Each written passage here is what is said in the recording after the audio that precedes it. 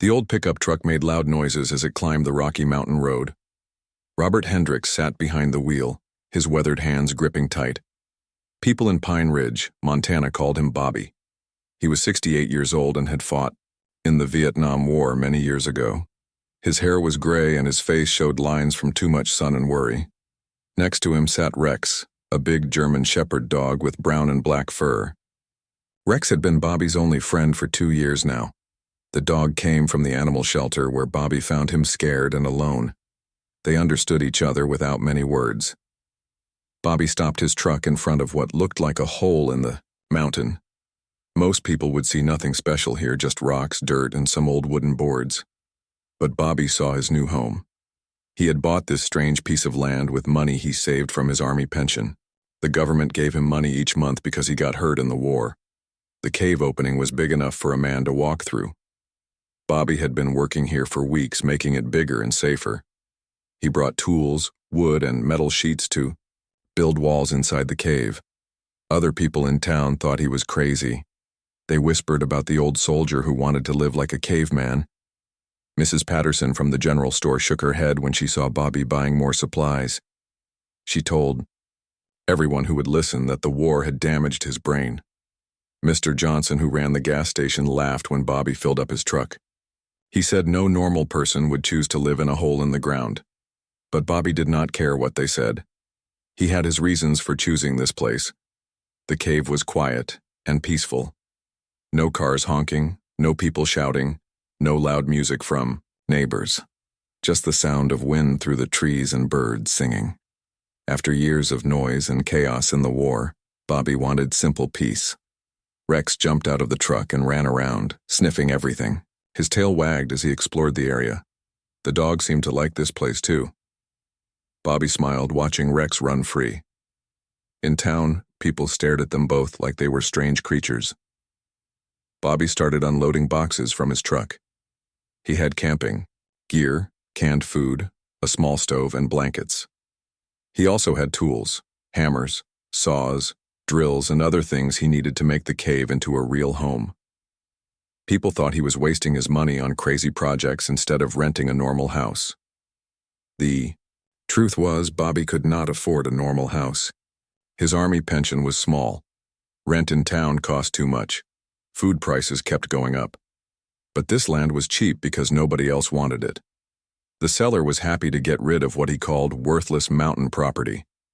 As Bobby worked, Rex stayed close by. The dog watched everything with smart brown eyes. Sometimes Rex would bark at the cave entrance like he heard something inside. Bobby thought it was just echoes or maybe small animals living in the back of the cave. The first night in their new home was cold. Bobby set up a camping bed near the front of the cave. He made a small fire for warmth and light. Rex curled up next to him, sharing his body heat. Bobby cooked beans from a can and shared them with his dog. Looking out at the stars through the cave opening, Bobby felt something he had not felt in years. Hope. Maybe people thought he was crazy, but he was building something with his own hands, something that belonged to him. During the day, Bobby worked on making the cave better. He built wooden walls to separate different rooms. He installed a small generator for electricity. He even found a way to bring water from a nearby stream.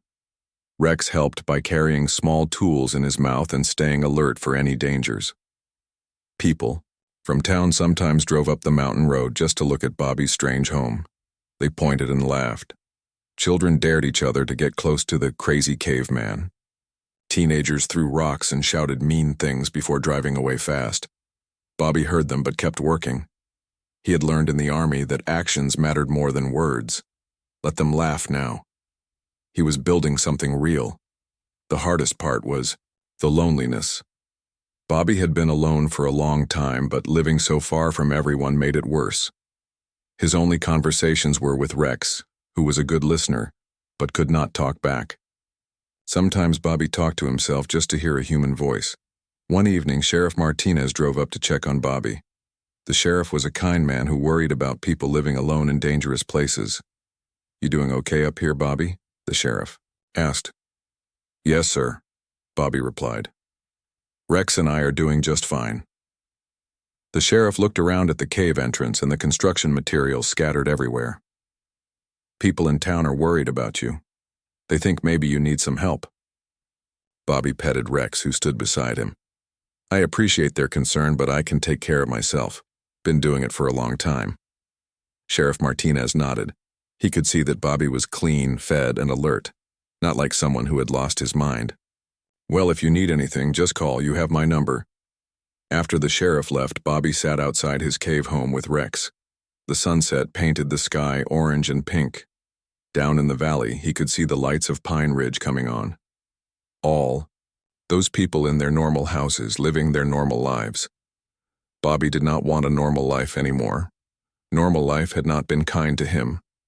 The war, the struggle to fit back into society, the jobs that did not work out, the friends who slowly disappeared, all of that was normal life.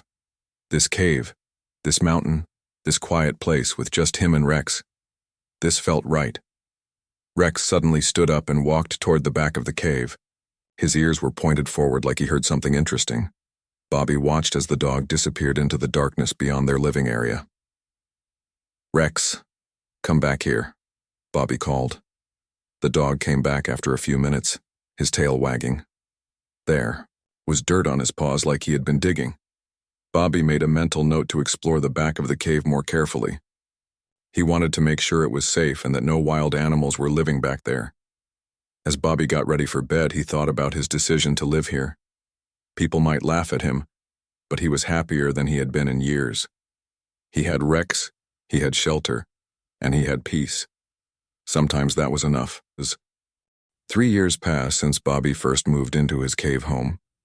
The seasons changed from summer to winter and back again, but the laughter from townspeople never stopped. Every trip to Pine Ridge for supplies became a test of Bobby's patience. Miller's hardware store. Bobby needed to buy more tools and building materials. The store owner, Frank Miller, always made the same jokes when Bobby walked in. "Here comes the caveman," Frank would say to other customers. "Wonder what crazy project he's working on now." Bobby ignored the comments and picked out what he needed: a new drill bit, some electrical wire, and concrete mix. He had been working on expanding his home deeper into the mountain. The work was slow but steady. Other customers in the store would stare and whisper. Bobby heard bits of their conversations. They called him the weird hermit and said he was not right in the head. Some people felt sorry for him, others thought he was dangerous. Mrs. Chen from the post office was one of the few people who treated Bobby with respect. When he came to pick up his pension check each month, she always smiled and asked how he was doing. "That's a beautiful dog you have," she told him one day, as Rex waited patiently outside. "Thank you," Bobby said. "He's good company." "It's nice that you two have each other," Mrs. Chen replied. She did not ask nosy questions or make jokes like other people. But most people in Pine Ridge were not like Mrs. Chen. The local newspaper even wrote a story about Bobby called "Local Veteran Lives" in Cave. The article made fun of his lifestyle and suggested he needed mental health help. Bobby read it once and threw it away. Children were often the cruelest. They would ride their bikes up the mountain road and shout things at Bobby when he was working. Outside, "Caveman! Caveman!" they would yell before pedaling away fast. Sometimes they threw stones or left trash near his property. One group of teenagers thought it was funny to come up at night and make loud noises to scare Bobby and Rex. They would honk car horns and play loud music until Bobby came out to tell them to leave. Rex would bark and growl, protecting his home and his human. The worst neighbor was Dale Morrison, who owned a big ranch next to Bobby's property. Morrison was a wealthy man who raised cattle and owned several businesses in town. He drove an expensive truck and wore fancy cowboy boots that probably cost more than Bobby's pension check. Morrison complained to everyone about Bobby's eyesore property. He said the cave house made the whole area look bad and hurt property values. He wanted the county to force Bobby to move somewhere else. "No decent person wants to live next to that mess," Morrison told the county commissioner. "It's bringing down the quality of our neighborhood." County officials came to visit Bobby several times. They brought clipboards and measuring tools to check if his home met building codes. Bobby showed them his permits and explained how he had followed all the rules. His property was legal even if it was unusual. Inspector Williams was fair but worried about safety. "Mr. Hendricks, I have to ask, is this structure stable?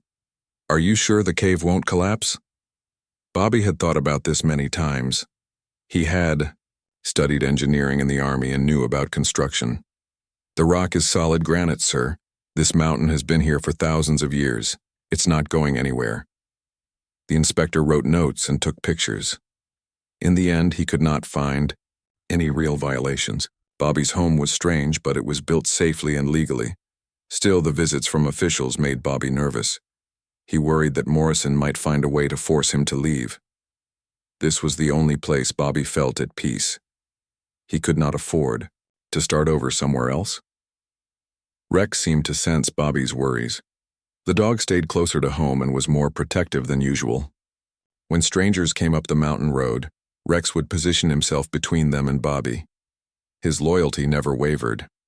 During the long winter months, Bobby and Rex were almost completely alone. Snow blocked the mountain road for weeks at a time. Bobby had stored enough food and supplies to last until spring. He and Rex spent their days working inside the cave, expanding and improving their home. Bobby had discovered that the cave system was much larger than he first thought. Passages led deeper into the mountain, twisting and turning through solid rock. Some areas were too narrow for a person to fit through, but Rex could squeeze into small spaces that Bobby could not reach. The dog seemed fascinated by these unexplored areas. He would disappear for hours, coming back with dirty paws and an excited expression. Bobby assumed Rex was chasing mice or other small creatures that lived in the cave system. When spring arrived and the snow melted, the visits from townspeople started again.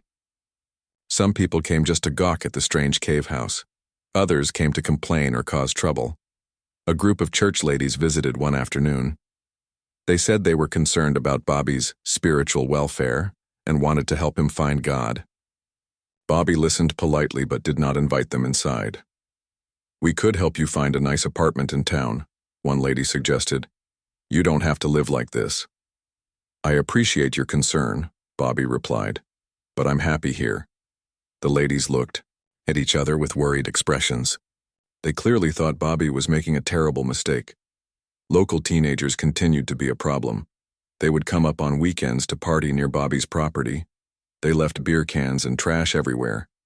Sometimes they would try to enter the cave when Bobby was away getting supplies. Bobby installed a heavy metal gate at the cave entrance to keep out unwanted visitors. He also put up no trespassing signs, though many people ignored them. The harassment got worse when a new family moved to Pine Ridge. The Patterson family had 3 teenage boys who thought it was funny to bother the crazy caveman. They would drive up the mountain road at night with loud music playing and their headlights shining directly into Bobby's cave. One night they went too far. The Patterson boys brought firecrackers and set them off right outside Bobby's home. The loud explosions scared Rex and made Bobby angry. He came outside with a flashlight and told them to leave immediately. "You can't make us," one of the boys said. "This is a free country." "This is private property," Bobby replied firmly. "You're trespassing." The boys laughed and set off more firecrackers. Rex barked and growled, but Bobby held him back. He did not want anyone to get hurt. Finally, Bobby called Sheriff Martinez. By the time the sheriff arrived, the boys had driven away, but the damage was done. Bobby realized that some people would never leave him alone. "I'll talk to their parents," Sheriff Martinez promised. This kind of behavior is not acceptable. But Bobby knew the sheriff could not be everywhere. He would have to find ways to protect himself and Rex from people who thought his different lifestyle made him a target for their cruel jokes. Despite all the problems with townspeople, Bobby continued his work on the cave house. He had built a comfortable home with electricity, running water, and even a small workshop area. Rex had his own sleeping area and plenty of space to run around. Late at night, when the mountain was quiet and peaceful, Bobby would sit outside with Rex and look at the stars. He did not regret his decision to live here, even though it had cost him the acceptance of his community. Rex seemed content too. The dog had grown stronger and healthier living in the fresh mountain air. His coat was shiny and his eyes were bright and alert. Whatever the townspeople thought, Bobby and Rex had found their home. Bobby first noticed something different about Rex on a cold Tuesday morning in late fall. The dog woke up earlier than usual and went straight to the back of the cave. This was not normal behavior for Rex, who always stayed close to Bobby and followed his daily routine. "Rex, come here, boy," Bobby called from the kitchen area where he was making coffee. Rex came back, but his tail was wagging in an excited way. His ears were pointed forward and he kept looking back toward the deeper parts of the cave. It was like he had discovered something interesting back there. Bobby thought maybe there was a mouse or rat in the cave. Rex was a good hunter and often caught small animals that wandered into their home.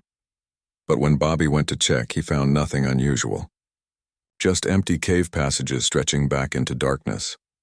Over the next few days, Rex's behavior became even stranger. Every morning, he would disappear into the deep parts of the cave for hours at a time. Bobby would call for him, and eventually, Rex would come back, but always with dirty paws and an excited expression. "What are you doing back there, boy?" Bobby asked, examining Rex's muddy feet. The dirt on Rex's paws was different from the normal cave floor. It was darker and had small pieces of rock mixed in. It looked like Rex had been digging somewhere, but Bobby could not figure out where or why. Bobby decided to follow Rex one morning to see what was so interesting. He grabbed a flashlight and walked with the dog toward the back of the cave system. Rex led him through several passages that Bobby rarely explored. These areas were narrow and the ceiling was low, making it uncomfortable for a tall person to walk through. Rex moved through the passages easily, like he had been this way many times before. He seemed to know exactly where he was going. Bobby struggled to keep up, bumping his head on low rocks and tripping over uneven ground. After about 10 minutes of walking, Rex stopped at what looked like a solid rock wall. The passage ended here with no way to go further. But Rex began sniffing around the base of the wall and scratching at the rocks with his paws. "There's nothing here, Rex," Bobby said, shining his flashlight on the wall. "It's just rock." But Rex would not give up. He kept pawing at one particular spot near the bottom of the wall. His behavior was so intense that Bobby began to wonder if maybe there was something behind the rocks that he could not see. Bobby examined the wall more carefully with his flashlight.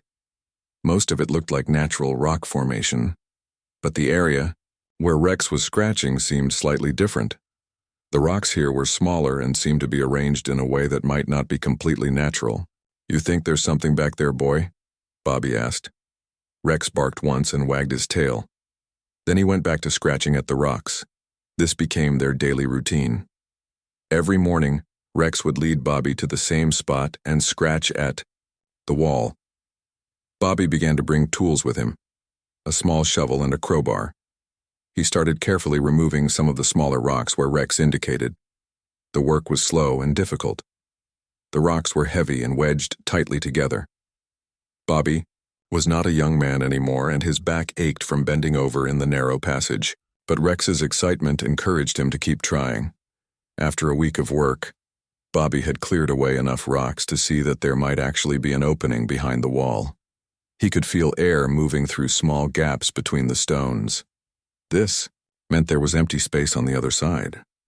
Rex became more excited as Bobby made progress. The dog would dance around and bark encouragingly when Bobby removed larger rocks. It was like Rex understood they were getting closer to something important. Bobby's neighbors would have been amazed to see him following the advice of a dog. The same people who thought Bobby was crazy for living in a cave would really think he had lost his mind if they knew he was taking direction from his pet. But Bobby had learned to trust Rex's instincts. During their years together, the dog had warned him about dangerous weather, found lost tools, and even detected a gas leak from his generator before Bobby smelled it. Rex was smart and observant in ways that surprised Bobby every day. One afternoon, while Bobby was working on clearing the rocks, Rex suddenly ran to a different part of the passage. He began scratching and whining at another section of wall about 20 feet away from where they had been working. Bobby followed and examined this new area. It also looked like it might have rocks that were not naturally placed. Rex's behavior suggested there might be multiple hidden areas in the cave system. "How many secrets are you finding back here, Rex?" Bobby wondered out loud. That night, Bobby could not sleep well. His mind kept thinking about what might be hidden behind the rock walls. Rex seemed restless too, getting up several times to walk toward the back of the cave before returning to his sleeping area. Bobby began to research cave systems at the Pine Ridge Library. He learned that caves often had multiple chambers and passages that could be hidden by rock falls or deliberately blocked by people. Some caves had been used by Native Americans for storage or shelter. Others had been used by miners or bootleggers during Prohibition. The librarian, Ms. Foster, was helpful but curious about Bobby's sudden interest in caves. "Are you thinking of expanding your home?" she asked. "Just trying to understand the geology of my property better," Bobby replied. He did not want to explain about Rex's strange behavior or the possibility of hidden chambers. Bobby also bought books about cave exploration and safety. He learned about the dangers of digging in unstable areas and the importance of proper ventilation. He did not want to cause a collapse that could hurt Rex or trap them both underground. Armed with new knowledge and better tools, Bobby returned to his excavation work. He proceeded more carefully, testing the stability of rocks before removing them and checking for dangerous gases that sometimes accumulated in closed spaces. Rex continued to be his enthusiastic partner in the project.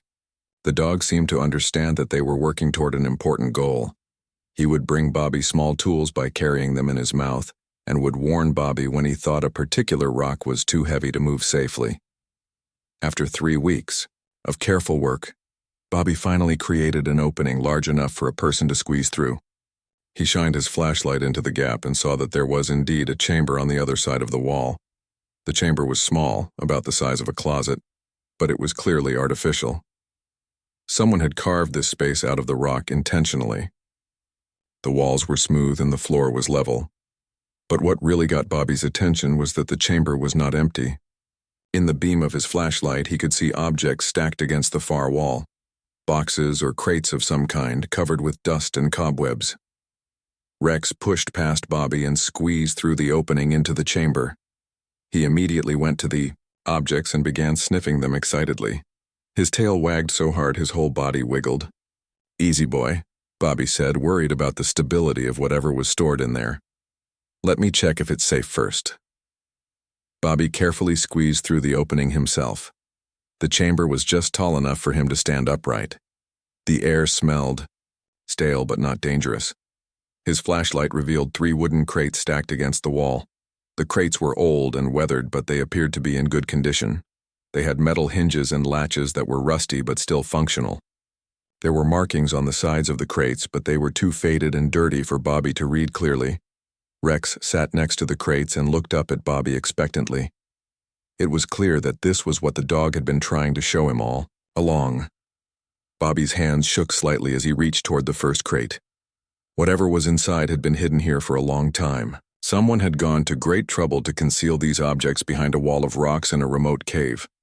As he prepared to open the first crate, Bobby wondered what Rex had led him to discover. His faithful dog had somehow known there were secrets hidden in their home, secrets that would change both their lives forever.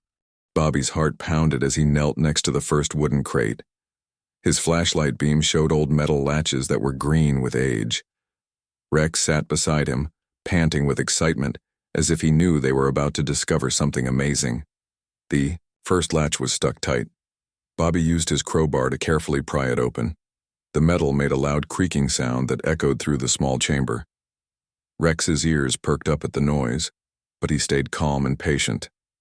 When Bobby finally got the latch open, he took a deep breath. His hands were shaking slightly as he lifted the heavy wooden lid.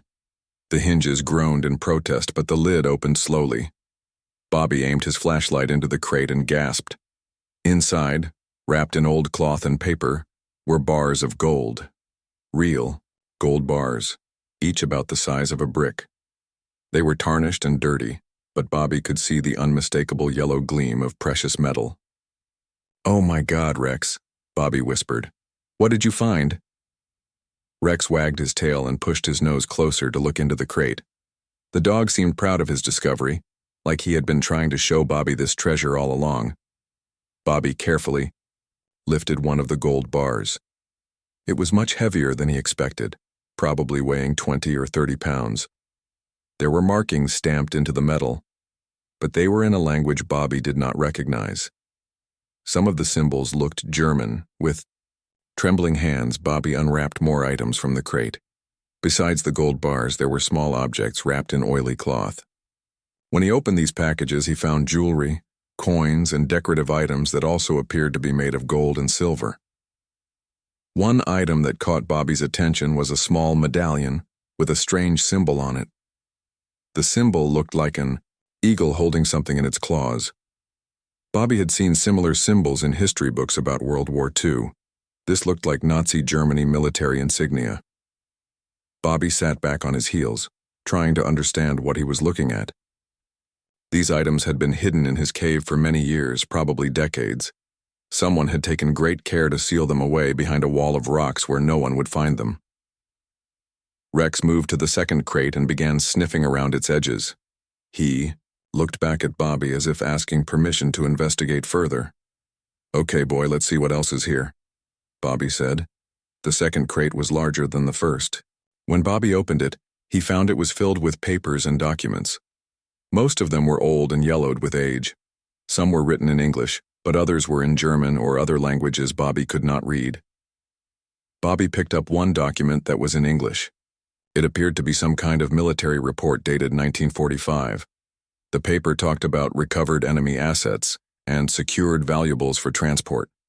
The words were faded and hard to read, but Bobby could make out enough to understand this was an official military document from the end of World War II. Another document looked like a list of items with numbers next to them. Bobby realized it might be an inventory of the treasure he was finding. The list mentioned gold bars, jewelry, artwork, and other valuable objects. The third crate was the heaviest. Bobby needed both hands and all his strength to open the lid. Inside, he found more gold bars, but these were larger than the ones in the first crate. There were also small statues and decorative objects that looked very old and valuable. One item that amazed Bobby was a small golden cup covered with jewels. Even dirty and tarnished, it was clearly worth a fortune. The craftsmanship was incredible, with tiny details carved into every surface. As Bobby examined each item, Rex stayed close by his side. The dog seemed to understand that this was an important moment. His usual playful energy was replaced by calm attention, like he was helping Bobby process this incredible discovery. Bobby tried to count the gold bars, but there were too many to keep track of in the dim light. There had to be at least 50 or 60 bars of various sizes. Each one probably weighed between 20 and 40 pounds. Even Bobby's limited knowledge of gold prices told him this was worth millions of dollars. The documents were equally fascinating. Bobby found maps, military, orders, and what appeared to be personal letters written in German.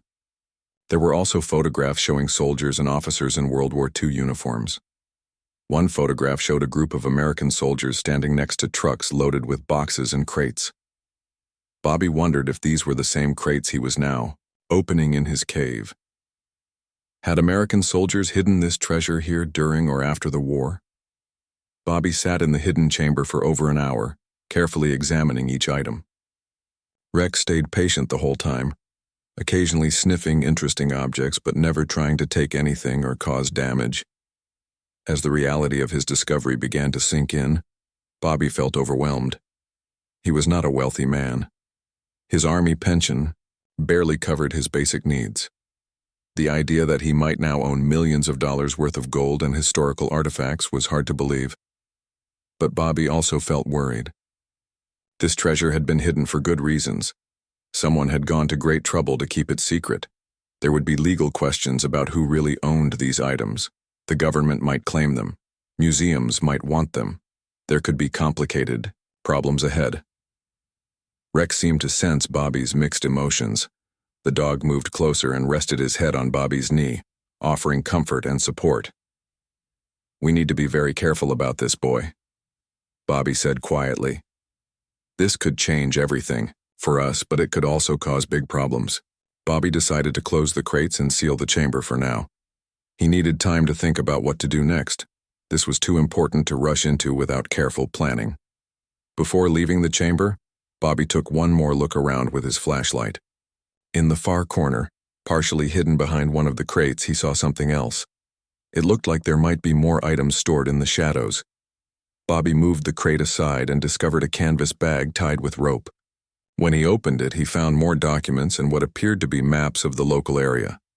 Some of the maps had markings and notes written on them. One map showed the cave system where Bobby lived. There were red X marks at several locations throughout the caves. Bobby realized these marks might indicate other hidden chambers or storage areas. Rex might have led him to only the first of several treasure locations. "Rex, how much more is hidden in our home?" Bobby asked. Rex wagged his tail and walked toward the opening that led back to their living area. But before leaving the chamber, the dog looked back at Bobby with an expression that seemed to say, "This is just the beginning." Bobby carefully sealed the chamber entrance with loose rocks, making it look like a natural cave wall again. He did not want anyone else to accidentally discover what was hidden there until he decided what to do. That night, Bobby could barely eat his dinner. His mind kept returning to the incredible treasure hidden just a few hundred feet from where he slept. Rex seemed excited too, pacing around their living area and occasionally looking toward the back of the cave. Bobby knew his life had just changed in ways he could not fully understand yet. The same townspeople who had laughed at him for living in a cave were about to learn that the crazy hermit and his dog had discovered one of the most valuable treasure hoards in American history. As he lay in bed that night, Bobby listened to Rex breathing beside him and wondered what tomorrow would bring. His loyal dog had led him to riches beyond his wildest dreams, but Bobby suspected this was only the beginning of their adventure. Bobby could not sleep well after discovering the treasure. Every few hours he would wake up and wonder if it had all been a dream. But Rex's excited behavior reminded him that everything was real. The dog kept getting up and walking toward the back of the cave as if he wanted to show Bobby more secrets. The next morning, Bobby decided to explore the cave system more carefully. He had been living here for 3 years, but he had never really investigated all the passages and chambers. Rex seemed to know the cave better than Bobby did. Bobby gathered his tools, extra flashlights, and some food and water. He also brought a camera to take pictures of anything important he might find. Rex waited by the cave entrance, tail wagging, ready for another adventure. They started by going back to the hidden chamber where Bobby had found the gold. In daylight from his stronger flashlight, Bobby could see details he had missed before. The chamber had been carefully carved out of solid rock. The walls were smooth and the corners were perfectly square. This was professional work, not something done quickly or carelessly. Bobby studied the maps he had found in the canvas bag. The red X marks were scattered throughout the cave system. If each X marked a hidden storage area, there could be treasure stored in dozens of locations throughout his property. Rex led Bobby to the first new location marked on the map. It was in a narrow passage about 50 feet from the main cave entrance. At first, Bobby saw nothing unusual, just natural rock walls and an uneven floor. But Rex began sniffing and scratching at a pile of rocks near one wall. When Bobby examined the area more closely, he realized the rocks were not natural. They had been carefully stacked to look like a cave-in, but they were actually hiding another entrance. It took Bobby 2 hours to carefully remove enough rocks to create an opening. Behind the false wall, he found a larger chamber than the first one. This room was big enough for several people to stand in comfortably. The chamber contained wooden shelves built into the rock walls. On these shelves, Bobby found items that were completely different from the World War II treasure. There were pottery bowls, stone tools, and decorated leather items that looked much older. Bobby realized he was looking at Native American artifacts. These items had probably been hidden here by local tribes many years ago, perhaps centuries ago. The pottery was beautiful, with intricate designs painted in earth colors. The stone tools were expertly crafted and still sharp. There were also bundles of dried plants and herbs wrapped in animal skins. Bobby did not recognize most of them, but some looked like they might be medicinal plants used by Native American healers. Rex sniffed the artifacts with interest, but did not try to disturb them. The dog seemed to understand that these items were old and valuable. Bobby took pictures of everything and carefully made notes about where each item was located. He had a feeling that these artifacts belonged in a museum where people could learn about the history of the area. The next chamber they found was completely different again. This one contained items from what appeared to be the Prohibition era of the 1920s and 1930s. There were bottles of whiskey and other alcohol, some still sealed and full. There were also wooden crates marked with the names of distilleries that Bobby had never heard of. Documents in this chamber included receipts, shipping records, and what appeared to be communication between bootleggers and their customers. Bobby realized that his cave had been used as a hiding place for illegal alcohol during the years when drinking was against the law. Some of the whiskey bottles were labeled with dates from the 1920s. Bobby knew that old whiskey could be very valuable to collectors. Even if the alcohol was no longer good to drink, the bottles themselves might be worth hundreds or thousands of dollars each. Rex found the next chamber on his own. Bobby was examining Prohibition-era documents when he noticed the dog had disappeared. He could hear Rex barking excitedly from somewhere deeper in the cave system. Bobby followed the sound and found Rex in a chamber that was different from all the others. This room contained modern military equipment and supplies. There were ammunition boxes, radio equipment, and clothing with U.S. Army markings. The dates on these items showed they were from the 1950s and 1960s. Bobby recognized some of the equipment from his own military service, though most of it was older than what he had used in Vietnam. There were also filing cabinets filled with documents. When Bobby opened them, he found military reports, personnel files, and what appeared to be intelligence documents. Many of the papers were marked classified or top secret. Bobby felt uncomfortable reading these documents. Even though they were old, they contained information about military operations and personnel that was probably still sensitive. He decided to photograph the documents but not remove them from the cave. In one filing cabinet, Bobby found maps of the local area, with military installations marked on them.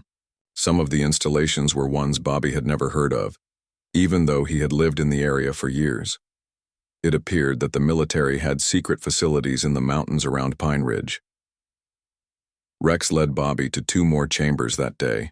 One contained artwork and antiques that appeared to be from the early 1900s. There were paintings, sculptures, and furniture that looked very expensive. Some items had labels showing they had been in museums or private collections. The other chamber contained what appeared to be scientific equipment and research materials. Bobby found microscopes, chemical bottles, and documents related to mining and geology. It looked like someone had been studying the rocks and minerals in the cave system.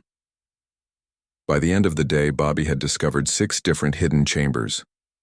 Each one contained items from a different time period, as if the cave had been used as a secret storage location by different groups of people over many decades. Bobby sat in his living area that evening, trying to make sense of what he had found. His cave was not just a hiding place for World War II treasure. It was a complex storage system that had been used by many different people for many different purposes over the course of nearly a century. The Native American artifacts were probably the oldest, hidden by tribes who used the cave for shelter and storage. The Prohibition-era items showed that bootleggers had used the cave during the 1920s and 1930s. The World War II treasure had been hidden by soldiers or government agents in the 1940s. The military equipment was from the Cold War period of the 1950s and 1960s. Rex seemed tired but satisfied after their day of exploration. The dog lay next to Bobby, occasionally lifting his head to look toward the back of the cave. Bobby suspected there were still more chambers to discover. Looking at his notes and photographs, Bobby tried to estimate the total value of everything he had found. The World War II gold alone was probably worth tens of millions of dollars. The Native American artifacts were priceless from a historical perspective. The Prohibition-era whiskey could be worth hundreds of thousands of dollars to collectors. The military documents and equipment raised different questions. Bobby was not sure if he legally owned classified government materials, even if they were old. He might need to contact the military or other government agencies about those items, but Bobby also worried about what would happen if word got out about his discoveries. The same townspeople who had laughed at him for 3 years would suddenly be very interested in his property. Government agencies might try to claim ownership of different items. Lawyers and treasure hunters might cause problems. For now, Bobby decided to keep everything secret. He would continue exploring the cave system with Rex to see what else they could find. Then he would figure out the best way to handle such an incredible and complicated discovery. As Bobby prepared for bed, he realized that his simple life as a hermit was about to become very complicated. But looking at Rex, who had led him to all these treasures, Bobby felt grateful for his loyal companion. Whatever challenges lay ahead, they would face them together. Bobby spent 2 weeks thinking about what to do with his incredible discovery. He knew he needed expert help to understand the value and legal ownership of the items he had found. But he also knew he had to be very careful about who he trusted with this information. After much consideration, Bobby decided to contact the state university. He had read about Professor Sarah Chen in the local newspaper. She was a historian who specialized in studying artifacts and old documents. The article said she helped people identify and value historical items they found. Bobby called the university and asked to speak with Professor Chen. When she answered the phone, Bobby was nervous about how to explain his situation. "Professor Chen, my name is Robert Hendricks. I live up in the mountains near Pine Ridge. I have found some old items that I think might be historically important. Could you help me figure out what they are?" Professor Chen was used to people calling about family heirlooms and items found in attics. Most of the time, these items were not particularly valuable or historically significant, but she always tried to be helpful. "What kind of items did you find, Mr. Hendricks?" she asked. Bobby had practiced this conversation in his mind. He did not want to sound crazy or give away too much information over the phone. "Well, there are some old documents, some metal objects, and what appear to be artifacts from different time periods. I found them in a cave on my property. I just want to make sure I handle them properly." Professor Chen was intrigued. Cave discoveries were rare in Montana, and they sometimes contained genuinely important historical artifacts. "I could drive up to take a look if you would like. I have some time this weekend." "Where exactly is your property?" Bobby gave her directions to his cave house. He warned her that the road was rough and that his home was unusual. Professor Chen said she was used to visiting remote locations for her research. Bobby spent the next few days cleaning up his living area and preparing for the professor's visit. He also spent time with Rex, visiting each of the hidden chambers to decide which items to show Professor Chen first. Rex seemed to understand that something important was happening. The dog was more alert than usual and kept checking the cave entrance as if watching for visitors. Professor Chen arrived on Saturday morning in a sturdy SUV loaded with equipment. She was a small woman in her 40s with gray hair and kind eyes behind wire-rimmed glasses. She wore practical clothes suitable for outdoor work and carried several bags of tools and cameras. Bobby was nervous as he greeted her at the cave entrance. He had not had many visitors to his home, and he worried about what she would think of his unusual lifestyle. "Mr. Hendricks, I'm Sarah Chen. Thank you for inviting me to look at your discovery. Please call me Bobby, and this is Rex," Bobby said, introducing his dog. Professor Chen smiled and petted Rex, who wagged his tail politely. "He's beautiful. Dogs often have good instincts about historical sites. They can smell things that humans miss." Bobby was surprised by this comment. He had not mentioned that Rex was the one who had found the hidden chambers. Professor Chen looked around at Bobby's cave home with professional interest rather than judgment. "This is fascinating. How long have you lived here?" "About 3 years. I bought the property and converted the cave into a home. Most people think I'm crazy, but it works for me." Cave dwellings have a long history in this region. Native American tribes used natural caves for shelter and storage. You may have chosen a location that has been important to people for centuries. This made Bobby feel better about his decision to live in the cave. Professor Chen did not seem to think he was strange or crazy. Bobby led Professor Chen to the first hidden chamber, the one where he had found the World War II treasure. He had moved some of the smaller items to a table where they could be examined more easily. When Professor Chen saw the gold bars and Nazi artifacts, her professional demeanor changed to amazement. She put on white gloves and carefully picked up one of the gold bars. "Mr. Hendricks." "Bobby." This is extraordinary.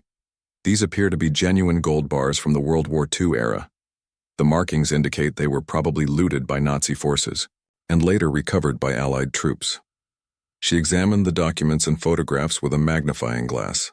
These military records suggest this treasure was secured by American forces in 1945.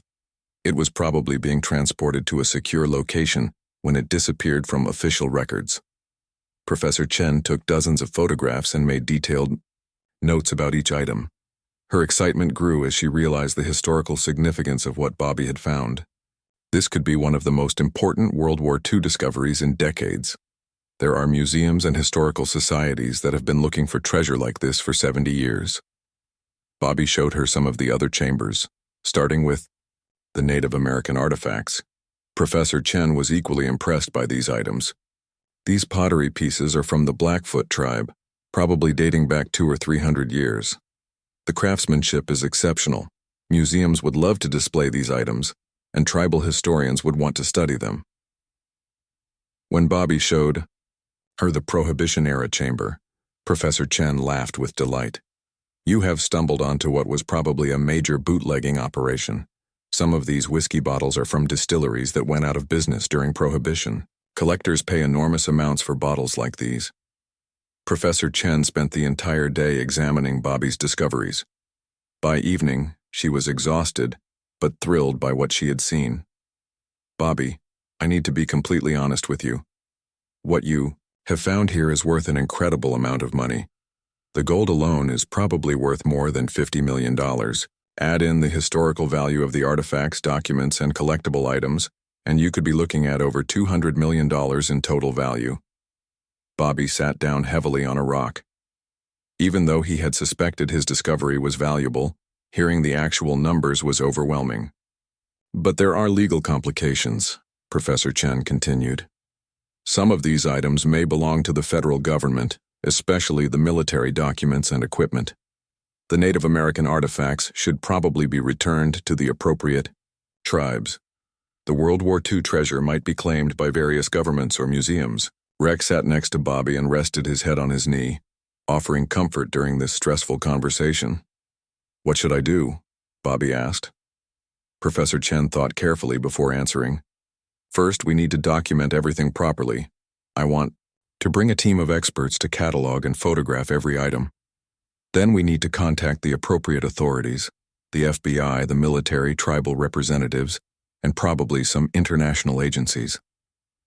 Will I get to keep any of it? Bobby asked. That depends on many factors, but yes, you will almost certainly be entitled to keep a significant portion. As the property owner who discovered these items, you have legal rights. But the process of determining ownership could take months or even years. Bobby felt worried about the complications ahead, but also relieved to have expert help. Professor Chen seemed honest and knowledgeable about how to handle such a complex situation. There's one more thing you should know, Professor Chen said. Once we contact the authorities, this discovery will become public knowledge. Your life is going to change dramatically. There will be media attention, legal proceedings, and probably people trying to take advantage of you. Bobby looked around at his quiet cave home and thought about the peaceful life he had built with Rex. All of that was about to end. Do you regret finding all this? Professor Chen asked, noticing Bobby's expression. Bobby petted Rex and thought about the question. His dog had led him to this discovery for a reason. Maybe Rex had known that Bobby deserved something better than being laughed at by townspeople for the rest of his life. No, Bobby said finally. Rex found this treasure for us. Whatever happens, next we'll face it together. Professor Chen smiled. With discoveries like this, there are always challenges.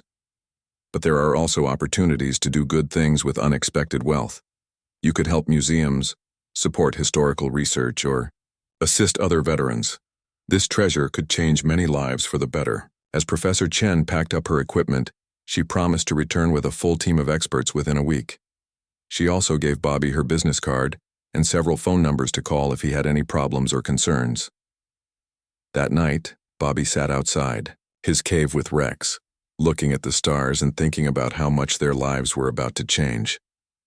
The townspeople who had laughed at the crazy hermit were about to learn that he and his dog had made one of the most valuable treasure discoveries in American history. Bobby had hoped to keep his discovery secret for a while longer, but that hope ended when Professor Chen returned with her team of experts. Despite their promises to be discreet, word about the treasure began to spread within days. The first sign of trouble came when Bobby saw a news van driving up the mountain road on Tuesday morning. Rex started barking before Bobby even saw the vehicle. The dog seemed to sense that their peaceful life was about to end. A reporter named Jennifer Walsh from the state television station climbed out of the van with a cameraman. She had somehow learned about Bobby's discovery and wanted to interview him for the evening news. Mr. Hendricks, she called out as Bobby tried to retreat into his cave. We just want to ask you a few questions about the treasure you found. Bobby had never been comfortable talking to strangers, especially reporters. He waved them away and went inside, but he could hear them setting up their equipment outside. His cave.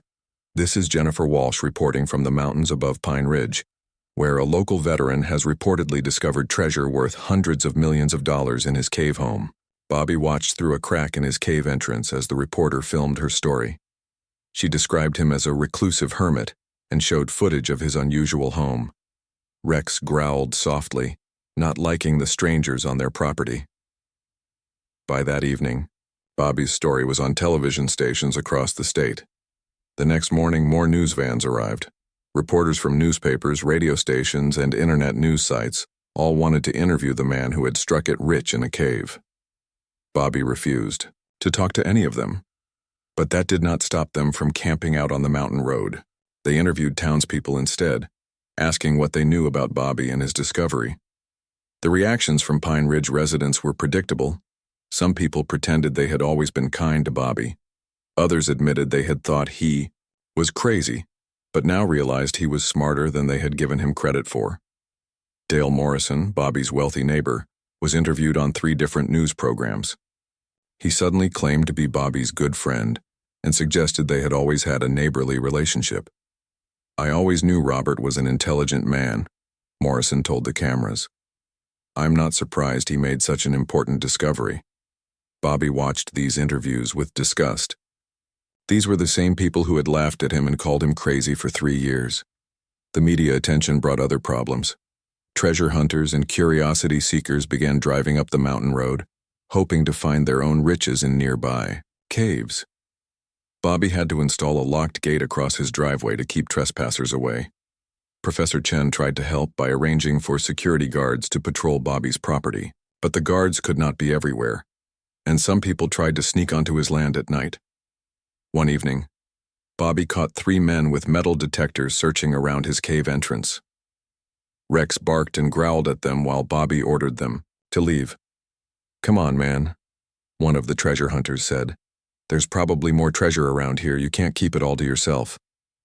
This is private property, Bobby replied firmly. You're trespassing. The men argued with Bobby until Sheriff Martinez arrived and arrested them for trespassing and attempted burglary. This is getting out of hand, Bobby, the sheriff said. Maybe you should consider moving somewhere safer until this all settles down. But Bobby did not want to leave his home. This cave was where he and Rex belonged. They had found the treasure here, and they were not going to be driven away by troublemakers. The legal complications were even more stressful than the media attention. Within a week of the news breaking, Bobby received letters from dozens of lawyers claiming to represent different parties who wanted pieces of his treasure. The federal government sent FBI agents to examine the military documents and equipment. They claimed that classified materials belonged to the United States, regardless of where they were found. A group representing several European governments argued that the World War II gold had been stolen from their countries and should be returned. They filed a lawsuit in federal court demanding ownership of the Nazi treasure. 3 different Native American tribes sent representatives to claim the artifacts Bobby had found. Each tribe said the pottery and tools belonged to their ancestors and should be returned for proper burial or display. The state of Montana filed its own claim, arguing that treasure found on private land was subject to state taxes and regulations. They wanted Bobby to pay millions of dollars in taxes before he could claim ownership of anything. Even the town of Pine Ridge got involved, claiming that Bobby's discovery would bring tourism to the area and demanding a share of any profits to support local businesses. Bobby hired a lawyer named David Park to help him navigate all these legal challenges. Park was an expert in treasure law and had handled similar cases before. "This is going to be a long process," Park warned Bobby. "Some of these claims have merit, others don't. But it could take years to sort everything out in court." Bobby felt overwhelmed by all the attention and legal problems. He had gone from being a lonely hermit to being the center of an international legal battle. Rex stayed close to Bobby's side, sensing his stress and offering comfort. The worst part was that Bobby could not even access most of his treasure while the legal battles continued. The courts had ordered everything to be sealed and guarded until ownership questions were resolved. Bobby was allowed to keep living in his cave, but most of the hidden chambers were off limits to him. Federal agents and court-appointed guards controlled access to the treasure. Professor Chen remained Bobby's ally throughout the chaos. She helped him understand the legal process and made sure he was treated fairly by the various agencies and courts involved. "Remember, Bobby," she told him during one particularly stressful week, "you are the legal owner of this property. That gives you significant rights, regardless of what all these other parties claim." One positive development was that several veterans organizations reached out to support Bobby. They provided legal assistance and public relations help, arguing that a war veteran deserved to benefit from his discovery. The American Legion and Veterans of Foreign Wars both issued statements supporting Bobby's right to keep his treasure. Their support helped balance some of the negative publicity from groups trying to take his discovery away from him. Bobby also received thousands of letters from ordinary people around the country. Most were supportive, congratulating him on his good fortune and encouraging him to fight for his rights. Children from local schools sent drawings and letters. Many of them included pictures of Rex, who had become famous as the dog who discovered treasure. Rex enjoyed the attention and wagged his tail whenever Bobby read him the letters from his young fans. But the stress was taking its toll on Bobby. He was not sleeping well, and he had lost weight from worry. Rex seemed stressed too, pacing around their living area and barking at every unfamiliar sound. One night, Bobby sat outside his cave looking at all the security lights that had been installed around his property. The peaceful mountain home he had built was now surrounded by fences, guards, and surveillance equipment. "I'm sorry, Rex," Bobby said to his faithful companion.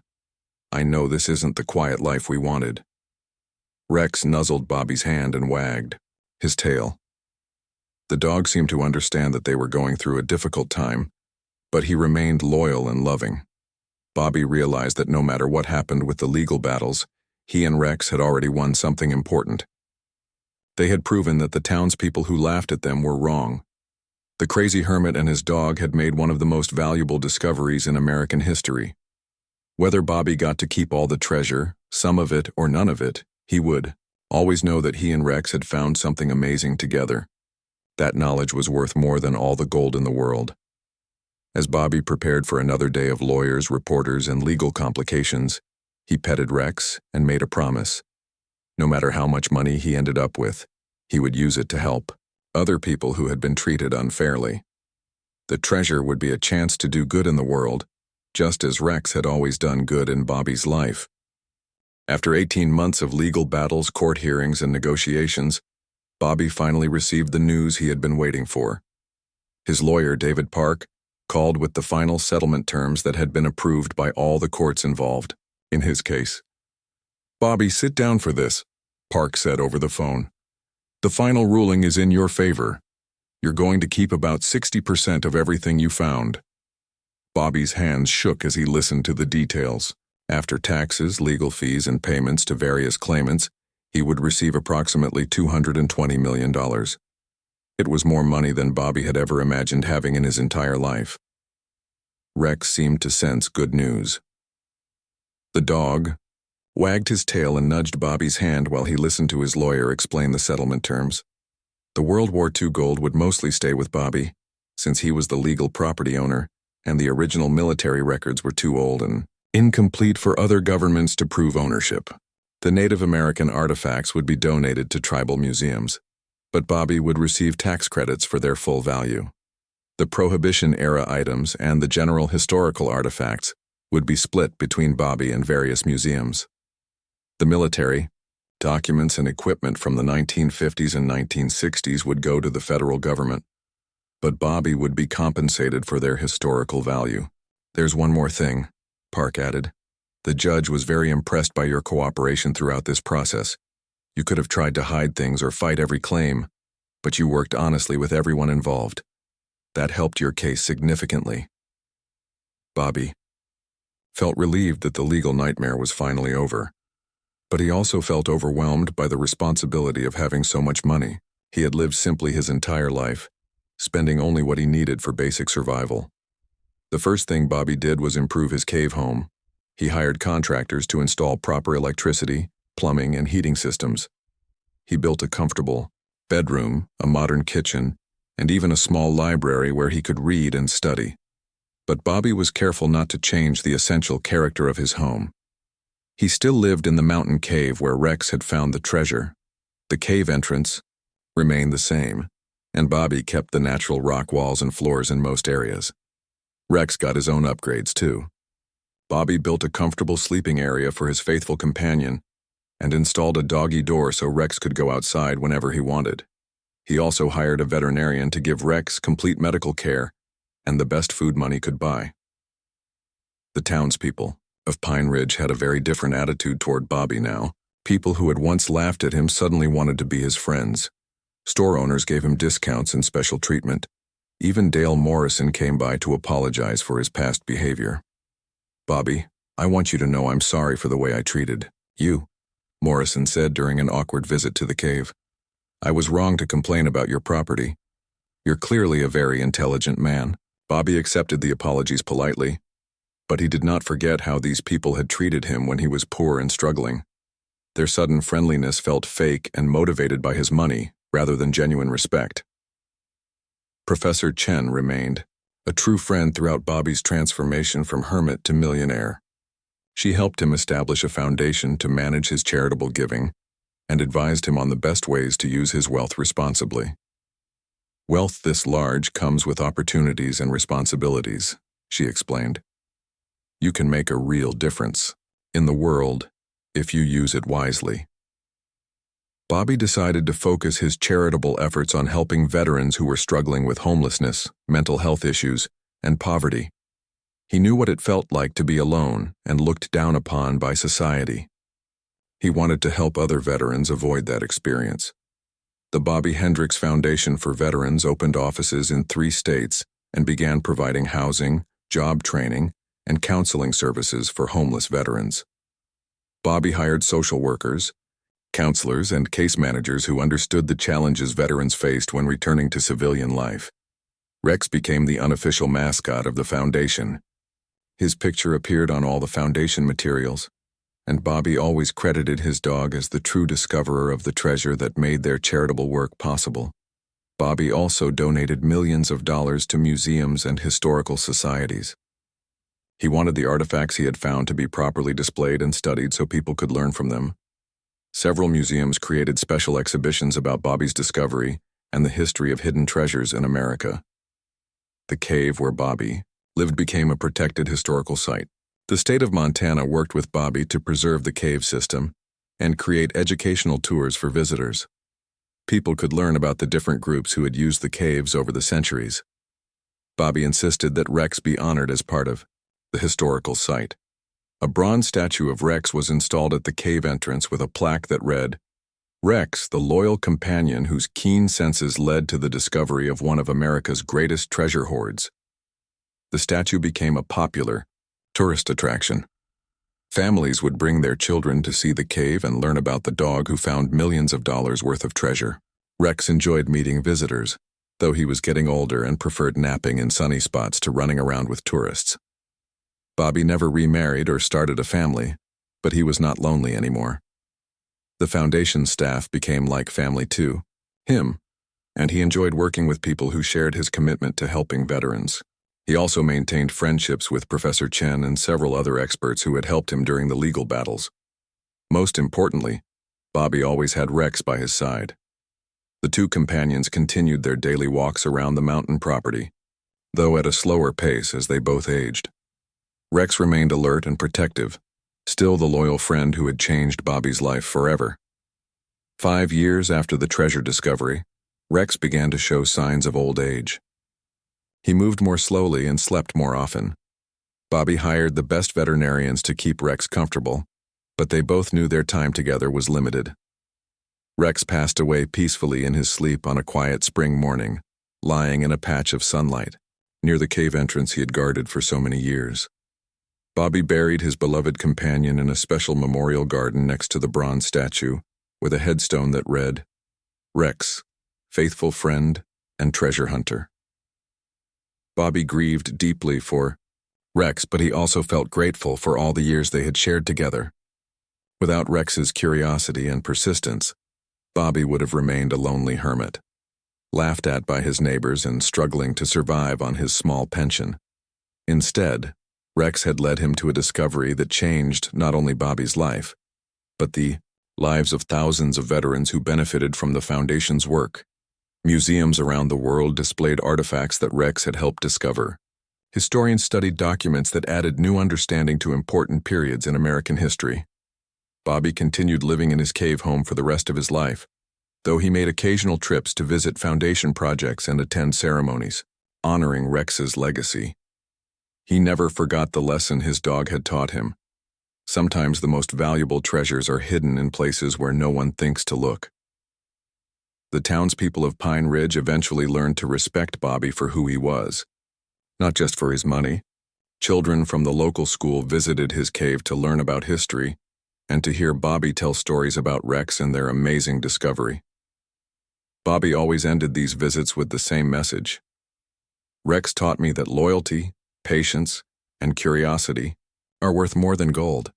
If you have those qualities, you might discover treasures too." Years later, when Bobby passed away peacefully in his mountain home, he left behind a legacy that went far beyond money. The Bobby Hendricks Foundation continued, its work helping veterans. The historical sites he had preserved educated thousands of visitors each year, and the story of Bobby and Rex inspired people around the world to believe that amazing discoveries could happen to anyone, anywhere, at any time. The cave house remained exactly as Bobby had left it, preserved as a monument to the power of an unexpected friendship between a lonely man and a loyal dog. Visitors could still see the chambers where Rex had discovered the treasure, and many left flowers at Rex's memorial statue. Bobby's story became a reminder that people should never judge others too quickly, and that sometimes the most unlikely heroes make the most important discoveries. A veteran who was mocked for living in a cave and his faithful dog had together uncovered secrets that changed history and helped thousands of people build better lives. In the end, Bobby and Rex had found the greatest treasure of all, the knowledge that they had made the world a better place.